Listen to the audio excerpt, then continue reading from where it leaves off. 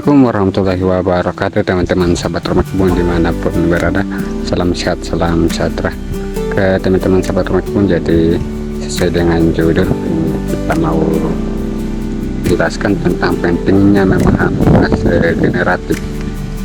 Memahami fase generatif sangat penting bagi petani cabai, karena pada fase ini kita perlu memberikan perhatian ekstra untuk mendapatkan hasil panen yang maksimal.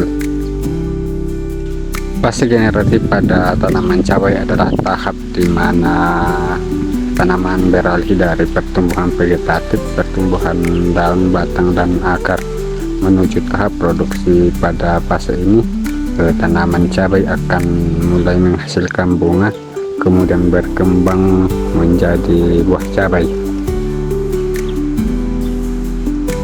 Kemudian ciri-ciri fase generatif itu, pertama yaitu tanda paling jelas dari fase generatif adalah munculnya bunga kecil pada tanaman cabai,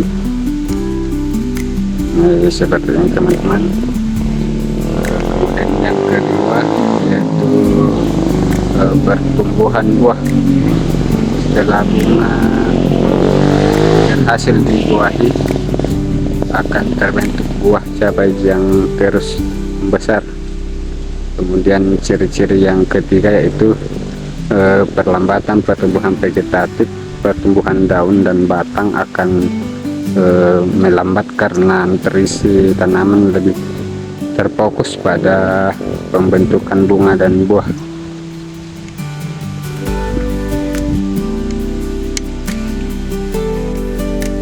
Fase generatif, pada fase ini tanaman cabai membutuhkan lebih banyak fosfor dan kalium. Fosfor berperan dalam membentuk bunga dan buah, sedangkan kalium membantu memperkuat batang dan mempercepat pertumbuhan buah. Penggunaan pupuk organik dapat meningkatkan kualitas tanah dan ketersediaan nutrisi secara perlahan. Kemudian penyiraman, jaga kelembaban tanah secara konsisten namun hindari genangan air. Kemudian penyiangan, buang gulma secara teratur agar tidak berkompetisi dengan tanaman cabai dalam menyerap nutrisi. Kemudian mengendalikan hama dan penyakit, lakukan penyemprotan pestisida atau fungisida secara berkala jika ditemukan serangan hama atau penyakit. Kemudian penopang tanaman, jika tanaman cabai sudah mulai berbuah banyak, berikan penopang agar cabang dan buah tidak mudah patah. Kemudian faktor apa saja yang dapat mempengaruhi fase generatif?